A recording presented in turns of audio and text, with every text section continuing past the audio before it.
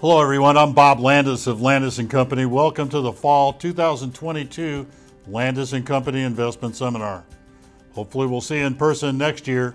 This year we're going to continue filming in our studio in downtown Milwaukee. Joining me for the seminar is the president of the company, Kyle Tetting. Thank you for having me back, Bob. I think plenty to talk about this year with a stock market that at one point in time was down more than 20% for the S&P, a bond market that certainly has been challenged at times, and plenty of stuff to talk about in the economy as well. But maybe the stock market, the best place to start. The S&P clearly having a difficult year, no sense trying to sugarcoat it. I think maybe some questions about how we got there. Kyle, I think it's important to focus on the fundamentals. For years I've preached about interest rates and earnings. My opinion, what we're going through this year is a garden variety bear market. The stock market is doing what it's supposed to do, which is to reprice itself when interest rates go up. You know, this sounds kind of complicated. It's not. Pretty straightforward in my opinion. If you want to value a company, you look as far into the future as possible to predict future cash flow. And because a dollar today is worth more than a dollar tomorrow, you have to reprice that future cash flow to get to a present value. So the simple point is the yield on the 10-year treasury's gone from 1.5% to 3% this year. So we're using a much bigger number to discount future cash flow, and that results in a lower present value. So stocks are doing what they're supposed to do, which is to reprice themselves to reflect those higher interest rates. You look at growth stocks having lost more money than value stocks this year. Pretty straightforward explanation. Companies like Apple and Amazon, Microsoft, Google, Netflix, throw in a few more, gush cash, very high levels of cash flow. So the higher the cash flow for a company, the even lower is the present value when you attach higher interest rates to that. So the value stocks that have moderate to modest cash flow, yeah, they're down for the year, but down 7-8%, not the 25, 26, 27% or more for the growth stock. So I think it's important for investors to know that stocks generally do not do well when interest rates go up. I think that, you know, we lived through this fairly recently. In the fall of 2018, stocks were down 19%. A lot of people don't remember that because the next year stocks were up 32%. When the Federal Reserve reversed course and started lowering rates. Now, I'm not at all suggesting that stocks are going to be up 32% next year, but don't fight the Fed. When the Fed is raising rates, be careful.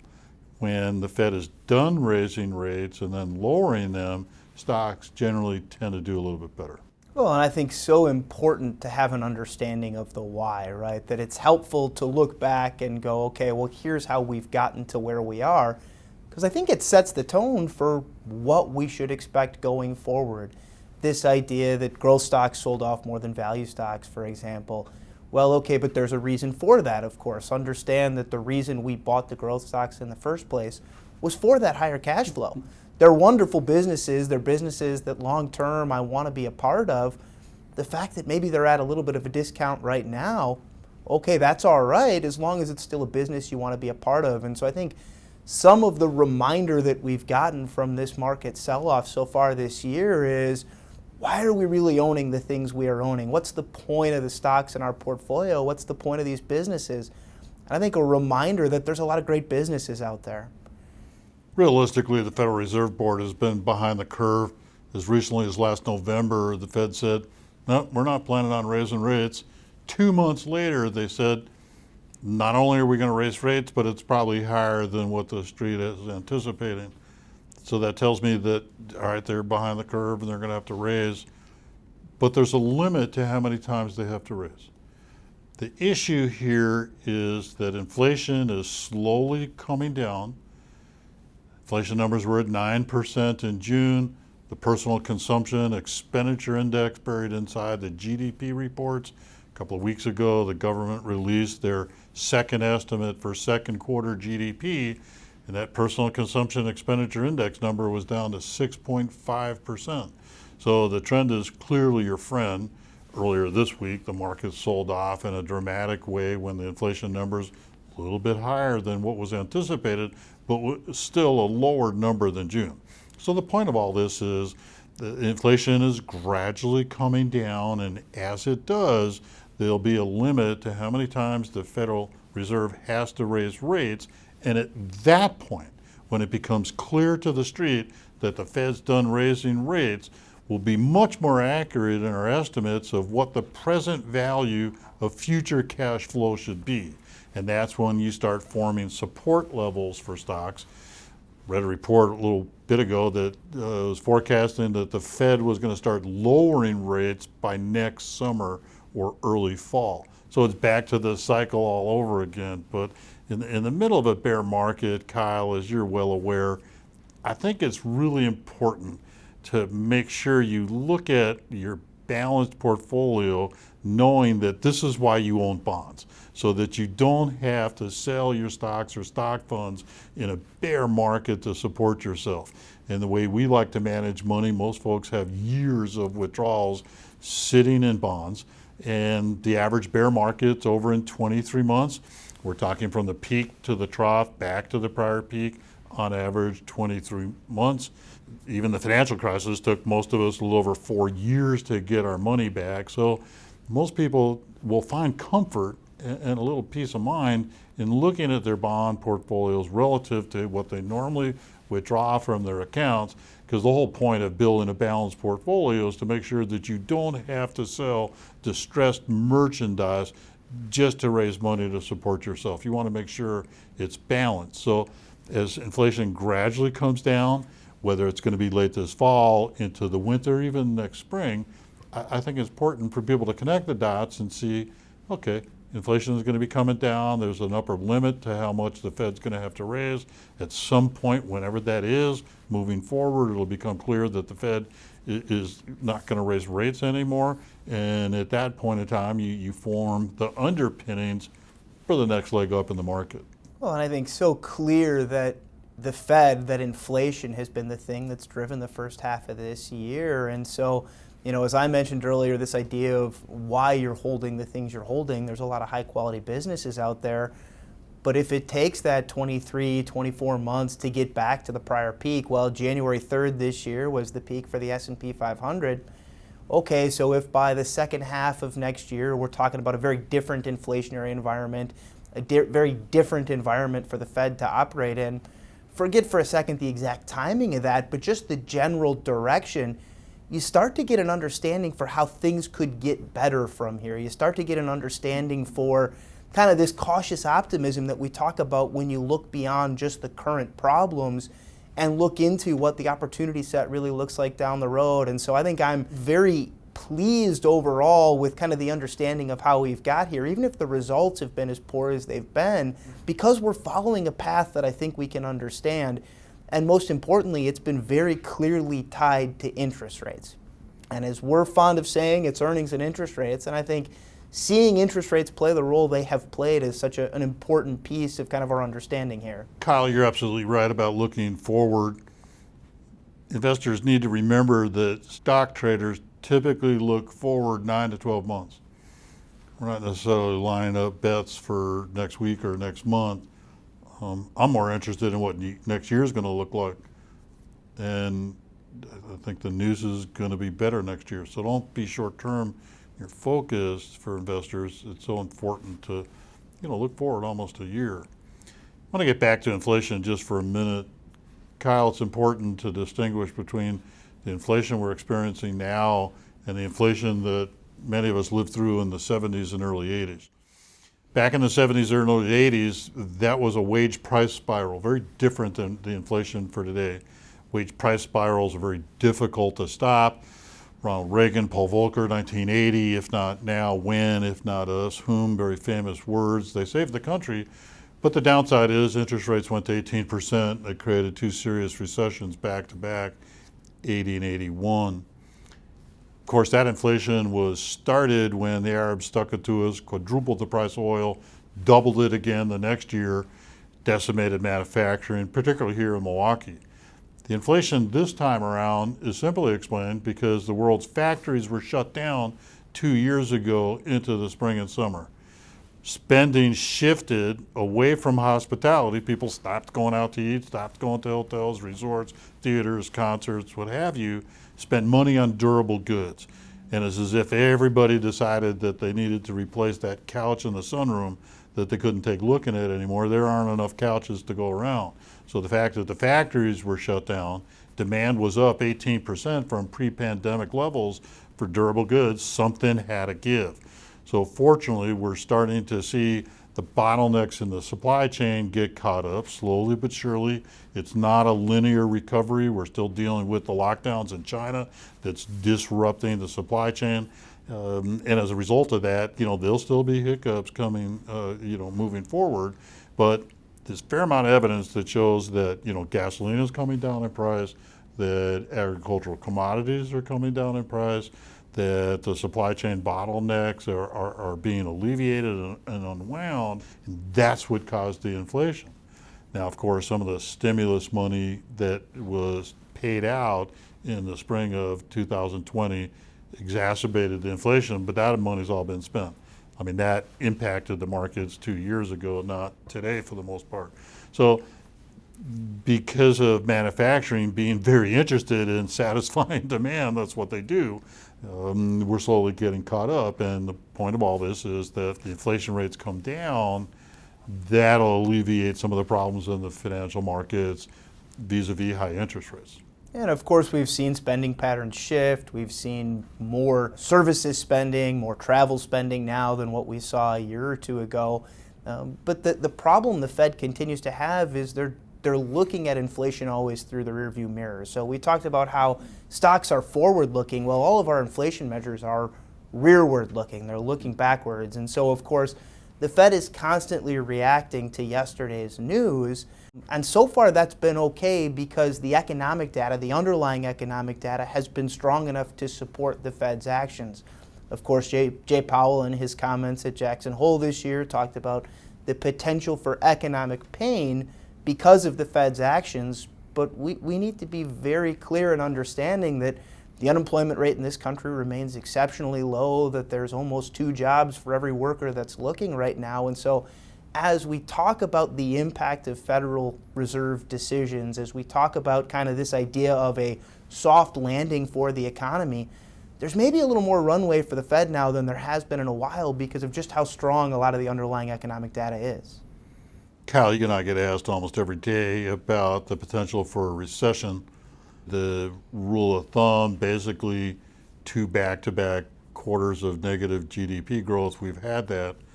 But it's important to point out that recessions don't occur when the labor market is really strong. If you're working, you have money to spend, it's kind of that simple. When you look at consumer spending, strong.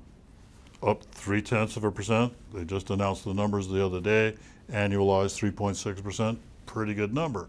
So the point simply is, it gets unlikely to see a recession anytime soon when the labor market is robust, retail spending is pretty strong, and the other point is you're coming down from robust growth after the pandemic started, right? You had 4 months of misery, and then spending went straight up after that. So there was no way we were going to keep that up.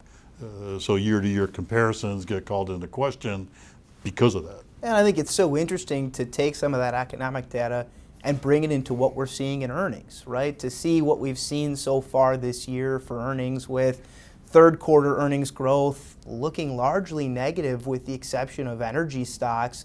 Energy stocks have really carried the year for the most part. Absent the earnings from energy names, we'd be largely flat in terms of earnings growth for the S&P 500.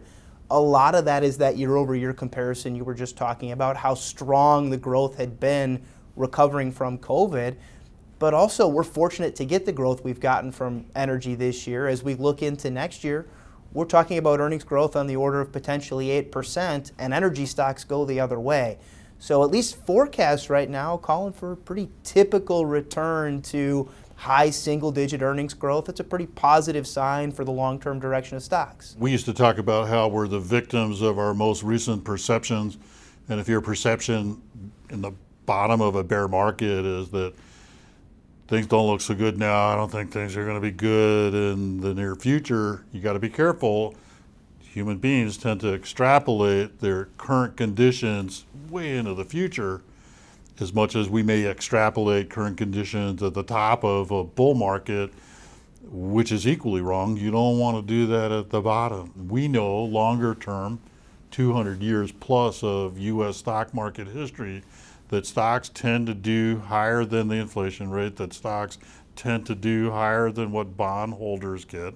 And, the number's been plus or minus after inflation, roughly 7% a year. I'm reasonably comfortable to say that, over the long haul, stocks will do somewhere near that, the 7% rate. But, the problem is there's no direct correlation year to year. Earnings are up 8% doesn't mean stocks are up 8%. Earnings are slightly negative, stocks would go up. But longer term, in my opinion, you're much better off with growth in stocks than you are fixed income. It's important not to permanently impair your portfolio by selling when prices are at the bottom. Do whatever you can to avoid that trade.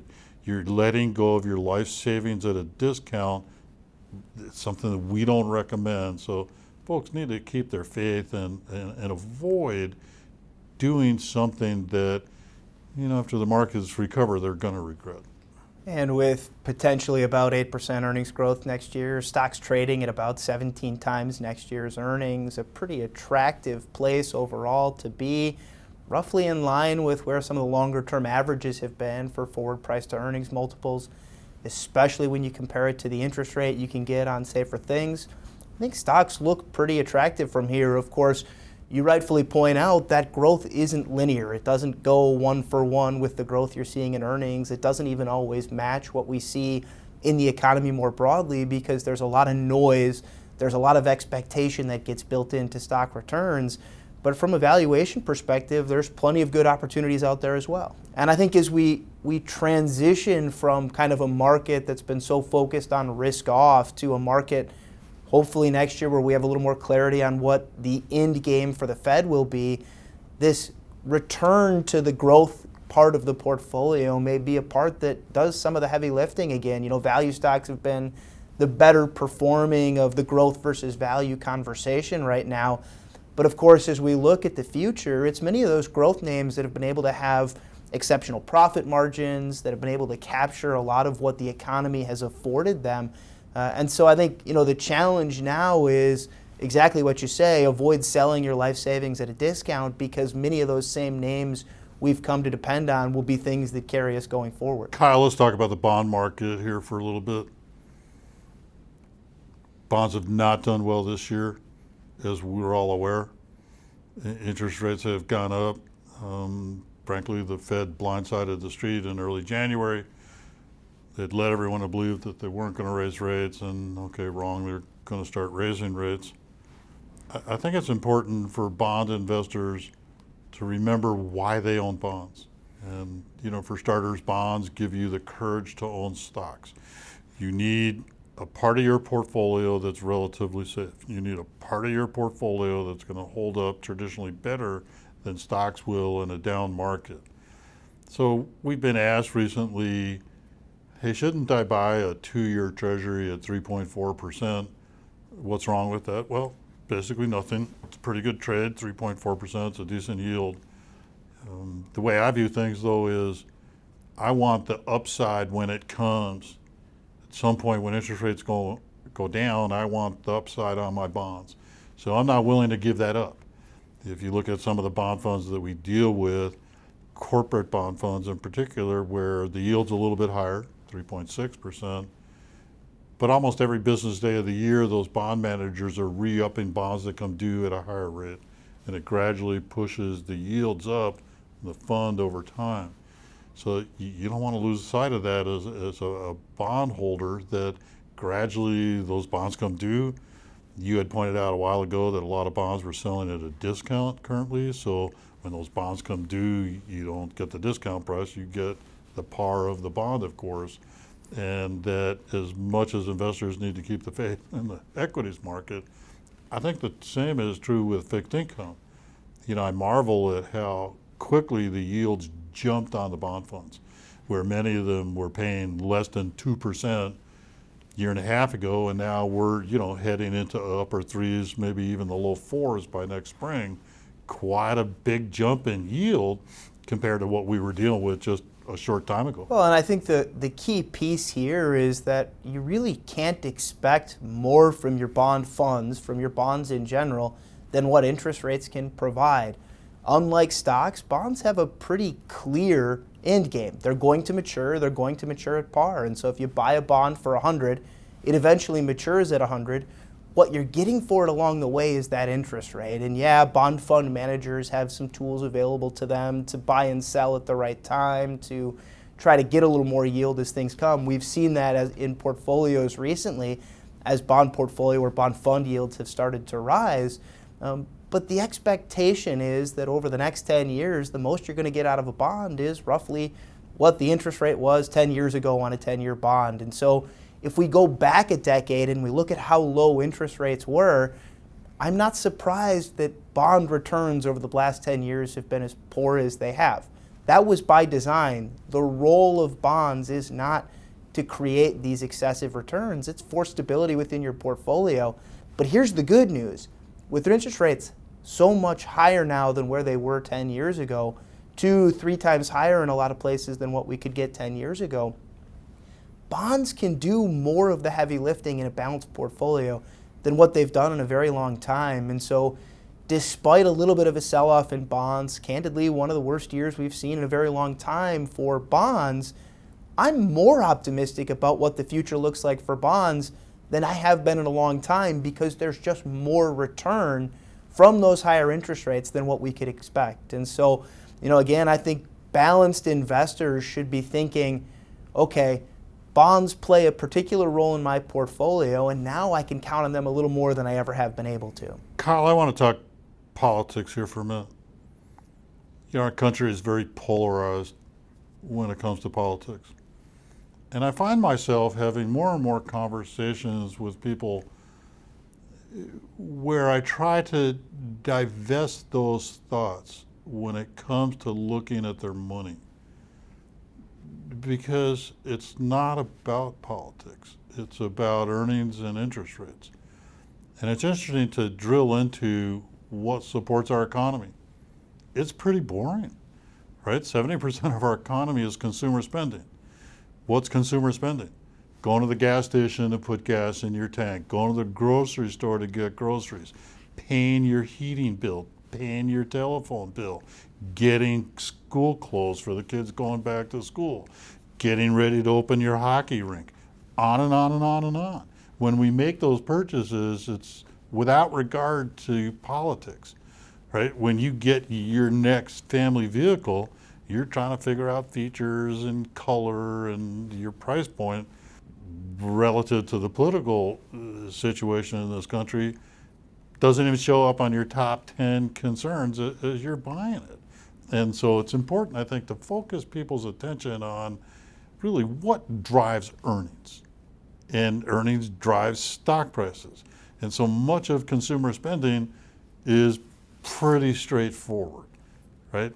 Most of us buy the same breakfast food week after week. Most of us buy the same kind of dinner food week after week. Doesn't change a lot. And you get, particularly when you get older, you fall into spending patterns.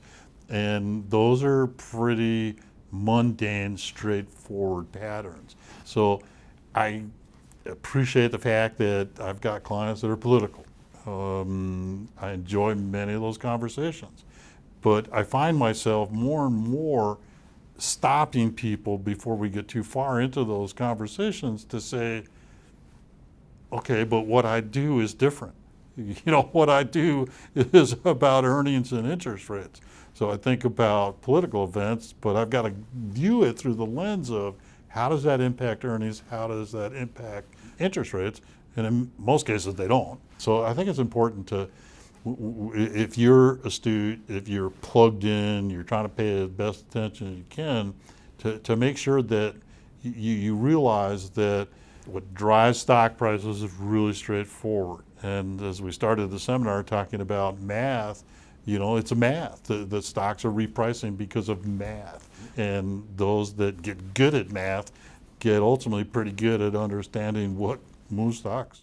Yeah, they get rewarded for understanding that while we have to pay attention to the political conversations, while we have to understand, kind of the ebbs and flows of what's going on there, ultimately the American consumer is a powerful force. Ultimately, American consumerism is one of those things that's exceptional. And so the ability to drive the economy is not tied to political party, it's not tied to political affiliation, it's not tied to who's in power.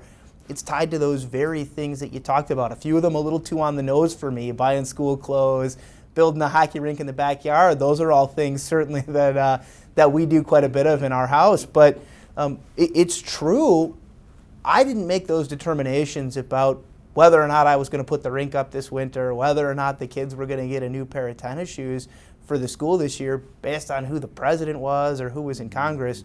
We did it because they had to be done, because that's what you do when you're growing a family. It's what you do when you're growing an economy. And so I think that's the critical point, is understanding, yes, politics matters. Yes, it can have an impact, but it maybe isn't the outsized impact that so many people want to put upon it. I take that conversation and move it to maybe what's going on in Europe. The war between Ukraine and Russia rages on, and much of that political, but also it weighs fairly heavily on kind of the outlook for global stocks.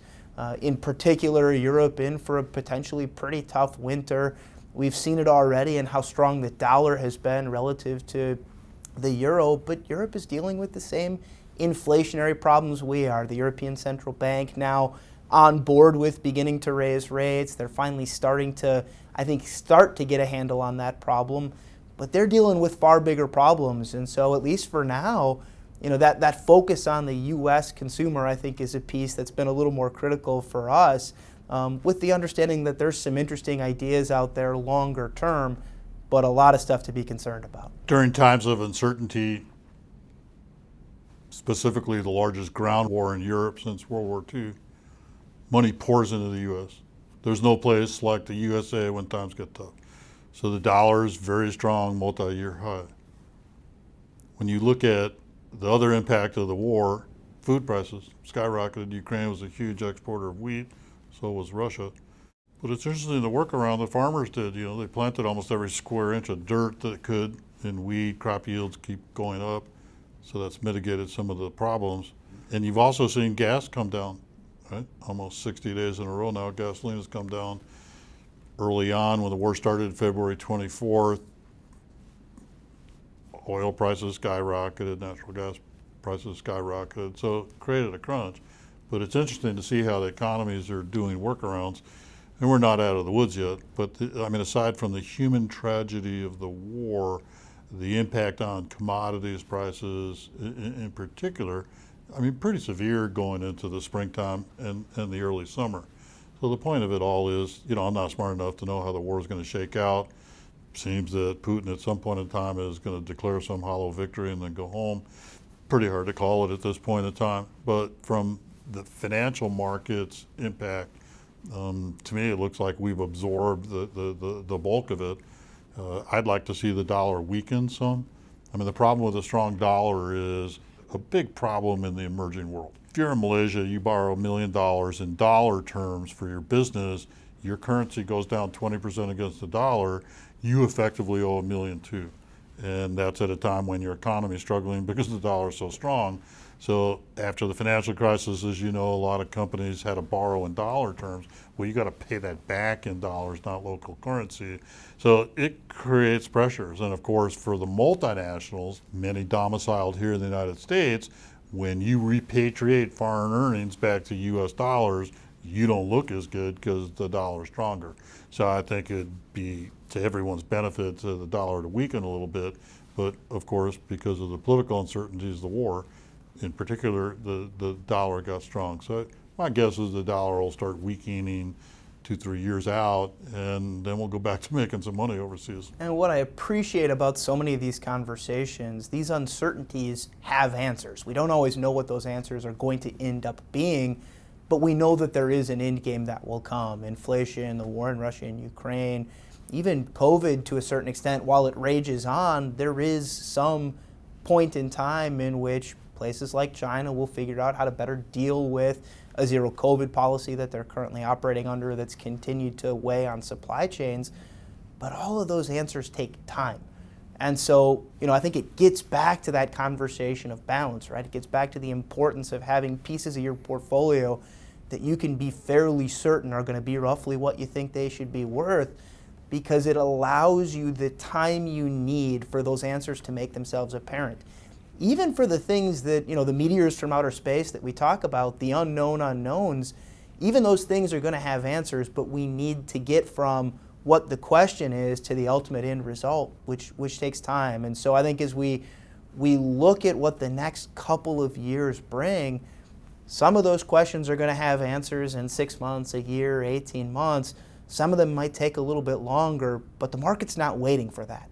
The market's anticipating what's going to come next. And so I think as we kind of look at what's coming down the pipe here, as we look at what the opportunity set is, okay, with earnings set to increase at hopefully 8% next year, looking a year later, forecasts calling for high single digits as well, and still very much too early to say for sure, but there is optimism on the horizon. And so, I think my general outlook here is that I'm more pleased where we are now, in part because of how we've got here, about what the path forward looks like. Kyle, you and I were both taught to do year-over-year comparisons with economic statistics.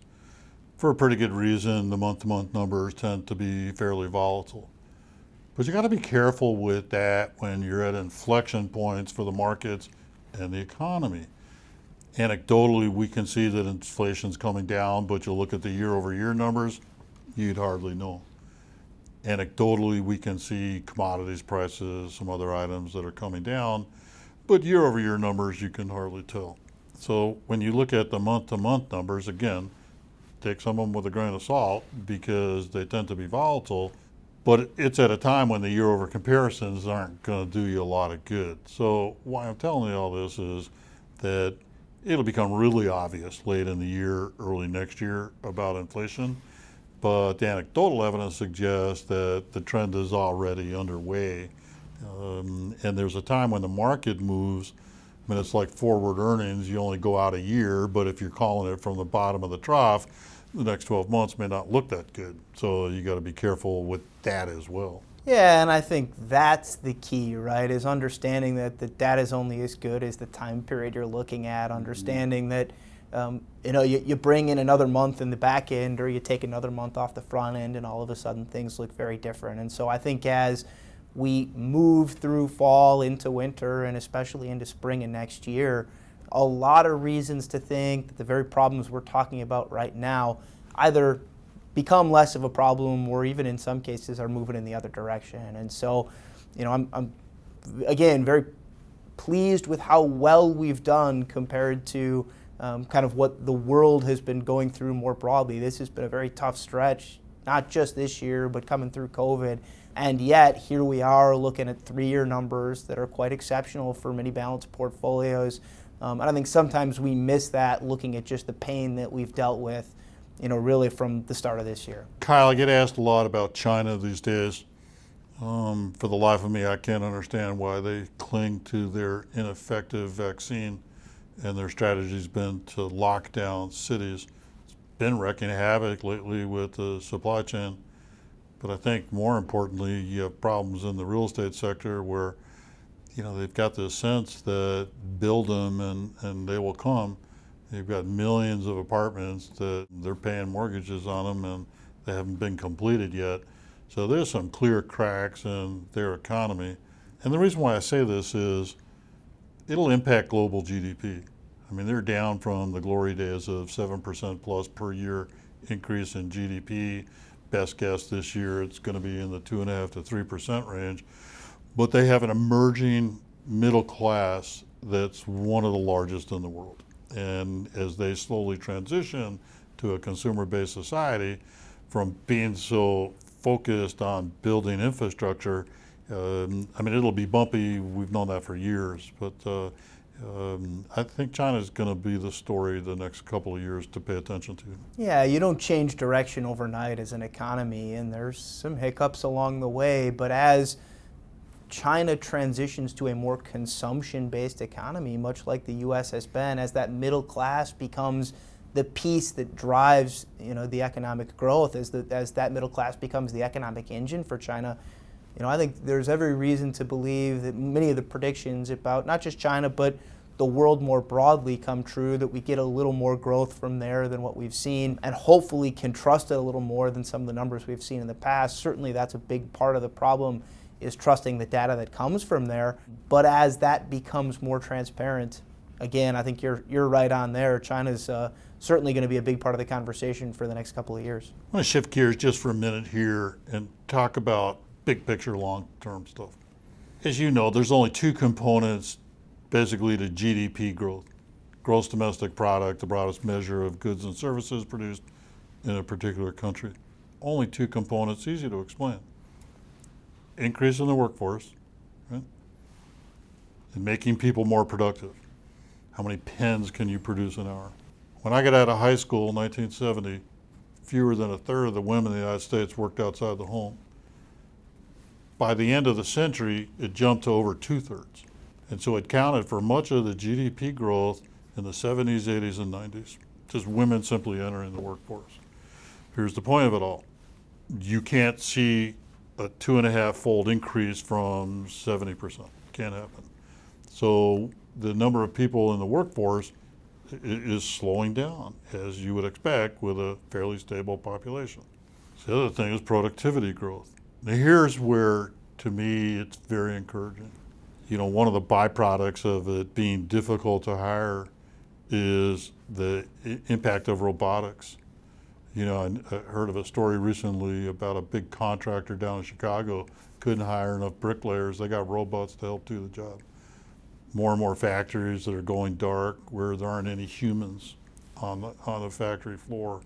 The introduction of artificial intelligence, machine learning, augmented reality, in the future, the likelihood of a pretty good increase in productivity, it's on the horizon. It's hard to say exactly when and where and how and all that, but, with the absence of any easy sign that the workforce is going to increase, all the pressure is going to be on productivity growth, and, I'm starting to get really encouraged when I see more and more companies embrace robotics.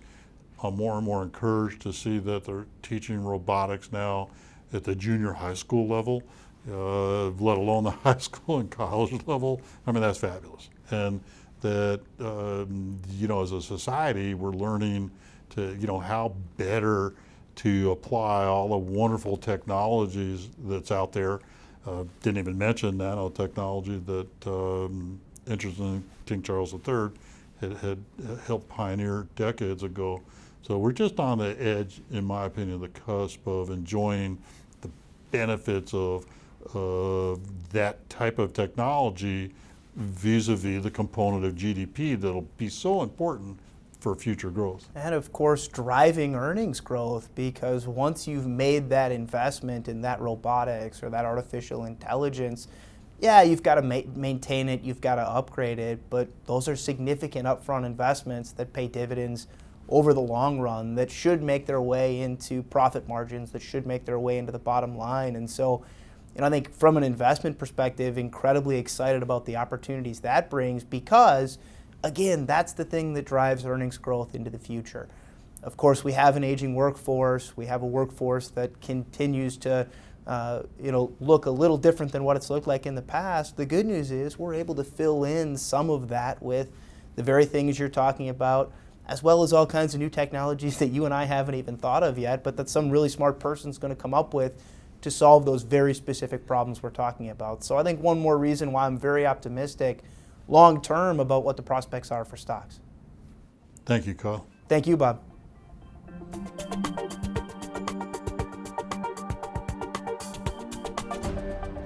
Steve, we're in the middle of a bear market. The last time we dealt with this kind of volatility post-COVID, things were over fairly quickly. This time around, things lasting a little bit longer.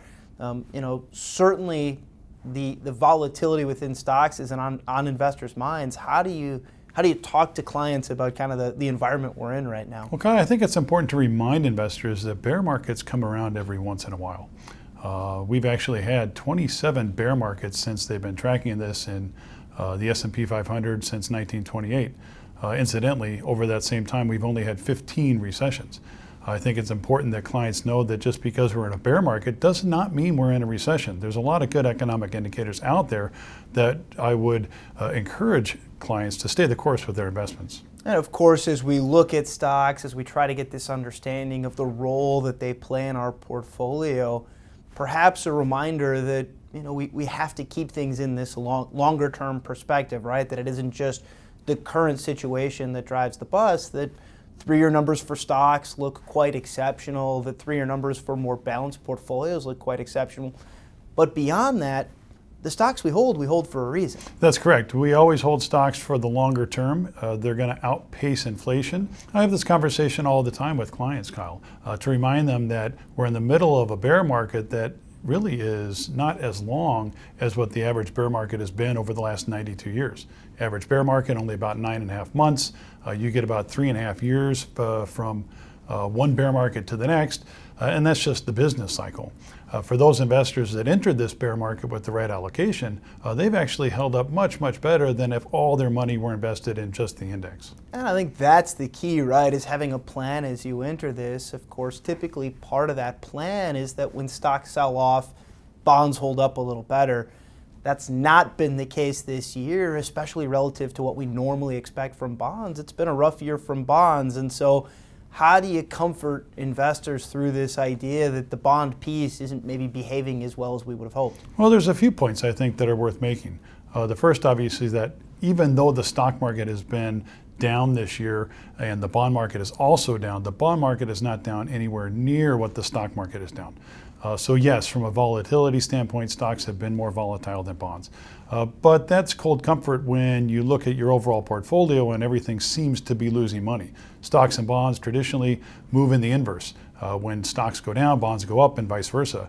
But this year, in the face of what has been some Fed tightening in an effort to tame inflation, the bond market has really been up against significant headwinds, in addition to the stock market trading down because of a slowing economy. So you put all these pieces together and it fits into this diversification that Landaas Company has talked about for decades, right? This idea that you can help mitigate risk by spreading it out, but also that you can maximize the return for that risk you're taking. Of course, none of that says anything about those real short-term needs. And so, how do you talk to investors about making sure that short-term is taken care of so we can get to kind of that longer-term opportunity? Well, I think it begins by making sure you have the right mix before the bear market starts.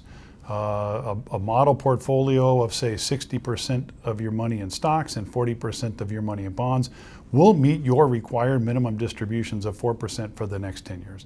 If you do the math and assume that this bear market is going to last for more than 10 years, you're still going to have enough money. And that's a really worst case scenario. The longest bear market in history is nowhere near 10 years long. Another point to consider for investors is the fact that they don't have to sell their stocks to meet their portfolio withdrawals just because we have to maintain that monthly income stream. Even though the bonds are down, they're not down as much. We've got enough money set aside in bonds in a balanced allocation to provide income for clients. And if you go back far enough, just about everything in your portfolio, bonds and stocks, over the last 2 to 3 years is net positive. Well, and I think that's the key, right, is understanding time frame, understanding that everything has its place, everything has its purpose. And so if we enter these kinds of environments with the proper plan, with the proper allocation, with the proper diversification, we've tended to find out that things work out all right. Yeah, but humans are also victims of their most recent perceptions. We see that the market is down so far this year, and we want to extrapolate that out into the future. To remind clients, to remind investors that being an investor is much, much more than just 6 months of history. It's decades and decades and decades. And even my younger clients, to tell them that, hey, you're in your 20s, you're going to live through another 10, 15 more recessions in your lifetime. Just be ready for it, and that way you're always going to look smart. I think such an important point, Steve. Thank you for joining me. Thank you, Kyle.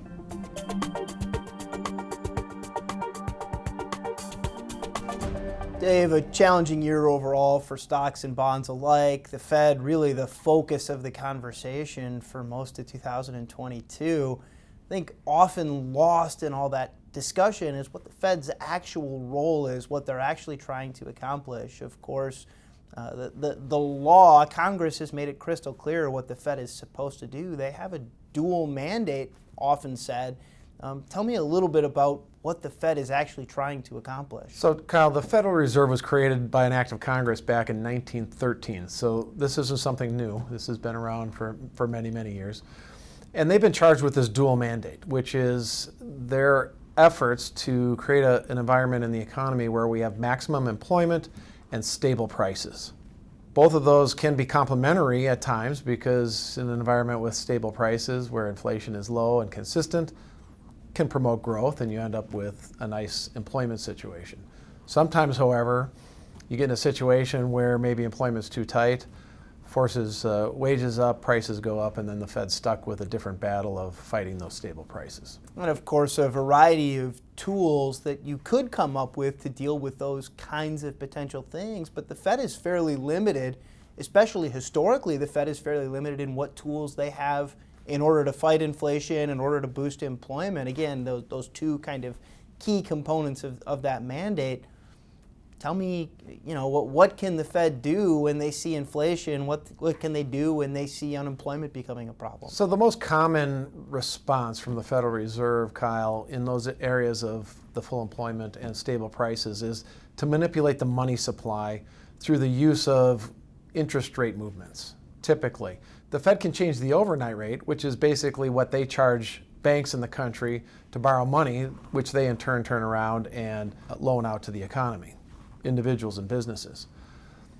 By increasing the cost of that money, it makes things more expensive.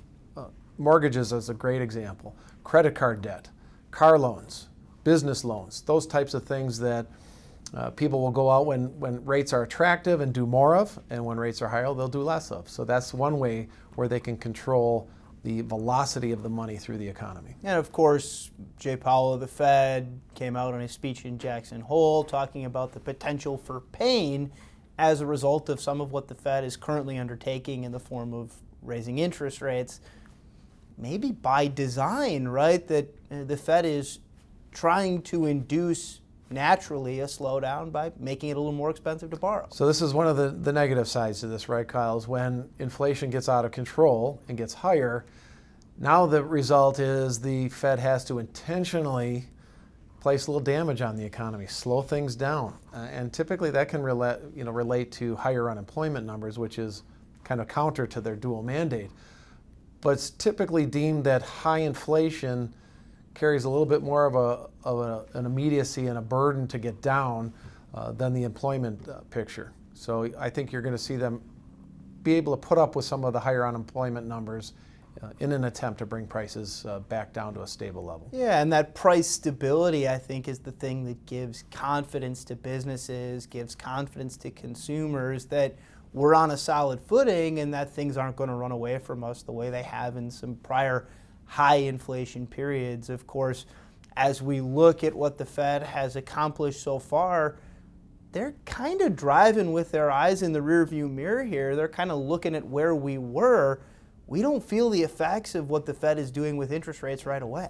And also remember, Kyle, there's a lot of things that they don't affect immediately or have a lot of control over. The cost of borrowing is one thing, but things like volatile items like energy, gasoline and oil, of course, and groceries are a good example of things that they don't necessarily have a direct impact on that pricing. And sometimes those things can be a little more stubborn and a little difficult for the Fed to manipulate. And a few other tools that the Fed's come up with in recent years, in particular to combat the financial crisis. Again, during COVID, some ways to keep certain areas of the market more liquid, things like quantitative and qualitative easing. So that's something that is relatively new to not only the U.S., but the rest of the world. And that's when the Fed can further influence interest rate movements by purchasing bonds on the open market. Recently, they've even gone to buying some corporate bonds. Typically, it's all been government issued treasuries and government notes that they're purchasing. So Qualitative easing and quantitative easing are ways that the Federal Reserve can jump in and manipulate interest rates further by increasing or decreasing the supply of bonds on the open market. And that has a tendency to either raise interest rates or lower them depending on the direction that they would like to go. Quantitative tightening is typically what they're doing in response to higher prices. They're trying to bring prices down by raising interest rates. And that's what we've seen most recently. And of course, I think so important for investors to understand it's all about earnings and interest rates. The Fed having a pretty big impact on interest rates recently. And so it's the reason why we pay attention, right? It's the reason why the market is so tuned into what the Fed is doing. And there's no question, Kyle, that rising interest rates are going to have a negative impact on the stock market. And it's a simple mathematical equation based on you're paying for future earnings when you buy stocks. And when your discount rate, that interest rate, is higher, that means those future earnings are going to be worth a little bit less, which typically forces those stock markets to reprice those assets. And of course, maybe a last reminder that we can't extrapolate out the current environment in perpetuity, right? We can't assume that interest rates are going to rise forever, that if the Fed finally does get inflation under control, if they finally do keep employment where it's supposed to be, we reach a point where things stabilize. All of a sudden, the stocks have a little more certainty, bonds have a little more certainty, and I think markets tend to settle down a bit from there. Thankfully, Kyle, when you look back at history, the Fed has done a pretty good job of maintaining stable prices in the U.S. economy over the long run. Obviously, we do run into periods of time where things become out of control maybe a little bit in either direction, and this is probably one of them. But over time, it's highly likely that they'll bring those prices back into a reasonable range. There's a little silver lining with rates going up in the bond market as interest rates stabilize. Then going forward, you're looking at higher yields, makes bonds very attractive again.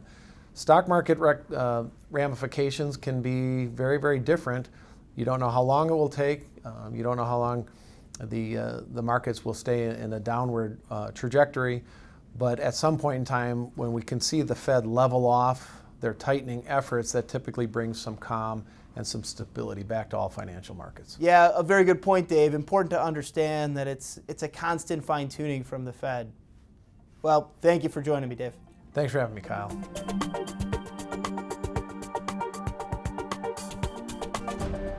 Kendall, as the Federal Reserve raises interest rates to combat inflation, there's no doubt that it's caused some volatility in safer things, right? Things that we normally view as the safer pieces of a portfolio.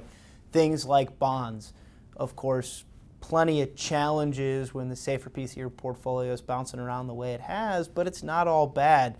Maybe just start by telling us a little bit about what's going on, a little bit of some of the challenge that's out there right now. Yeah, I think bond investors year to date have felt some pain watching rates move at a historic pace upward, and that affects the prices of the bonds they hold. Simple way to think of it is if you're holding a bond that's paying you 2% and the Fed raises rates and now bonds are being issued at 3 or 4%, the bond you have is worth less on the secondary market. So you'll see that effect on the price of your bonds. Now, understand that there's another side of the equation there where interest rates go up, you start to see the yield of your bond funds go up alongside with it. Well, and I think understanding, of course, that bonds are a very structured product, right? That they have a set maturity. As long as the bond issuer doesn't default, you're going to get paid back the par value of the bond. And along the way, you get those stated coupon payments. You get that stated interest. And so even when bond prices decline short term, as long as the issuers are still around, you're going to get that money back at the end, that expectation to be made whole. Of course, there's a lot of other positives about rising interest rates as we look at bond funds, for example. Some reason to be more optimistic about what interest looks like going forward. Certainly. I think if you're holding a bond fund, rather than an individual bond, one of the things that a lot of the bond fund managers will do is take what's called a laddered approach, meaning if you look inside of a bond fund and let's say, for example, it has 500 or 1,000 individual bonds, well, they'll spread the maturities of those bonds out over various years, and it gives them, regular maturing bonds. So in any rate environment, they can be proactive In this case, if we're in a rising rate environment and they have a bond that matures, now they can go out and purchase a newly issued bond at a much more attractive yield. And we then see the benefit of that as the interest rate that bond fund is paying continues to rise. Of course, seeing benefits across the board from higher interest rates, the safe, the very safe pieces that investors would look to for emergency funds, for quick access to cash, we're seeing better returns there than what we've seen in a very long time as well. Yeah, great example of that would be something like just a money market fund. You look back the last decade or so and you're lucky to get maybe even 0.25%. Now we're seeing money market funds yielding sometimes north of 1%, in some cases 1.5%.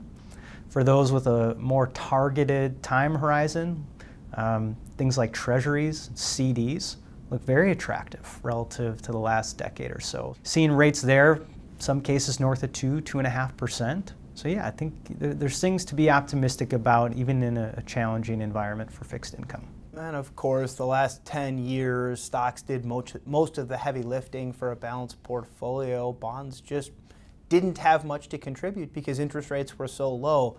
As we look ahead, the next 10, with interest rates so much higher than where they were, we can expect a little more from bonds than what we've seen the past 10. Certainly, and I don't think it's an excuse to abandon stocks in your portfolio.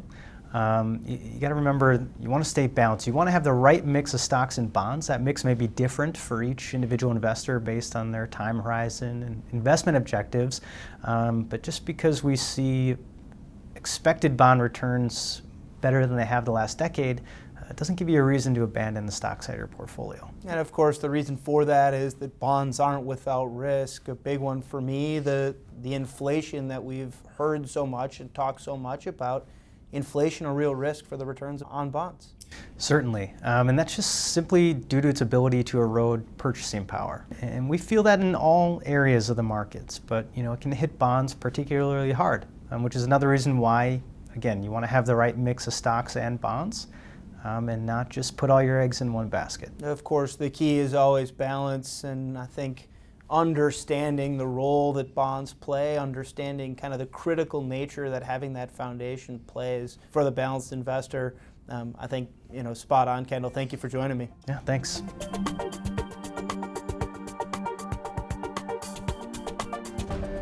Paige, despite a decade-long run for growth stocks, we've seen a resurgence of value as we look at kind of the broad landscape of stocks. Of course, I think important to understand that there's a variety of reasons why value would be the thing that's starting to lead again. Beyond just the uncertainty that's taken markets and the fact that value tends to be a little bit more stable. Some other things that we're looking at. Yeah, so one common way to distinguish between growth and value is to look at the different sectors that they lie in. So on the growth side, you're going to see more of what you would expect, growth areas of the market. So think information technology, consumer discretionary, as well as the communication services area of the market. Versus value, that's traditionally going to be things like energy, materials, consumer staples, the industrial space, as well as financials. So there's lots of factors at play here, but just with where we are in the current economic cycle, there's lots of things out there that are pushing up the value area of the market despite what's happening on an individual company basis. And I think important that we understand what the difference between value and growth is because it influences that conversation. Exactly. So like I said, one way to distinguish is looking at the different sectors. That's not always a tried and true way to do it. The other option is to look more at the characteristics of the companies. So on the value side, you're going to have more established companies with stable cash flows, likely paying a dividend, where they're not going to be trading at quite high of earnings multiples because you're not expecting them to grow at the very high rates. So you're really paying for what you think they're worth today. You contrast that to the growth side of the market, which it's just like it sounds. You have earnings growth, revenue growth. They're less likely to pay a dividend, and they're more likely to trade at higher earnings multiples. The idea behind that is if you think this company is going to continue to grow, you're willing to pay a little bit more today for that expectation, and so therefore you see those higher prices. And of course, the challenge we face when we're basing these decisions on expectations is that we've got to discount that future expectation down to some level that we think that should be worth paying for today. Of course, if interest rates are higher, we've got a discount by a larger number. It means growth stocks maybe not quite as attractive as they used to be. Exactly. And that's one of the real issues at play right now. So when you're looking at a growth company, they tend to do the best when you have economic growth, when you have low inflation, and when you have low interest rates. All of that contributed to the growth outperformance over the last decade. But now we have a situation where we have rising interest rates, inflation is higher than it had been before, and we have some concerns about a potential economic slowdown. So all of those conditions make it so that you're not quite as willing to pay up for those future earnings because there's more uncertainty around them. Versus the value side of the market, you're paying for what they're worth today. There's more certainty in those cash flows. And so again, when you're looking at a situation like now where we have shifting dynamics in the stock market, it's all ripe for value to outperform. And I think that's, the critical point is understanding where we've been, but also understanding where we're headed. Of course, it's never all or nothing. It's never one or the other. While there's certainly plenty of opportunity and value, some reasons why you might want to have growth as part of your portfolio as well. Of course, there is never going to be a point in time where we would recommend shifting your entire stock allocation from growth or value to the other. There's always going to be a reason that you want to have a healthy allocation to both, because we don't know when the dynamics are going to change. We don't know how long interest rates will be rising, and we don't know how long they will stay high, much like we didn't know how long they would stay low. It just happened to be for a long time. So that's one piece of it. The other part too is that not all stocks necessarily fall within one or the other. You're going to have names out there that we like to call GARP funds or GARP stocks, which means growth at a reasonable price. So right now they may still have higher valuation multiples. They still have some areas of their business that have high potential for growth, but then they also have some other areas with recurring revenue and more stable cash flows, and they may even be likely to pay a dividend. So there's going to be growth names, value names, and those that fall somewhere in between, and really there's a place in the portfolio for all of those. I think, Paige, such an important thing to understand how this all fits together, to understand the way that some of our expectations for the future fit into kind of the way we allocate portfolios. I think as you rightfully point out, it's not just about this one thing or this other thing, but understanding that everything has a place. Yeah, and again, looking back in time, traditionally, we're going to look and see that value has outperformed growth. Going back to 1936, that was the case in 85% of the time when you're looking at a 10-year rolling basis. Almost all of the cases where growth outperformed value have been in the last decade. So we were coming off a time period where growth has had extraordinary outperformance relative to the value side, and that cannot last forever. And so really looking at both of them, having a piece of both, having the thing that's going to grow, having the thing that's going to be a little bit safer, and of course looking at valuation multiples right now becomes increasingly important with the uncertainty. Growth continues to be a little bit expensive relative to the 20-year average versus value, which is still looking pretty cheap. So if you can have some stable cash flows, businesses that are well established with pricing power, and get them for a discount, that's a dynamic that's hard to ignore. Well, thank you so much, Paige, for your comments. As always, thank you for joining me. Thank you.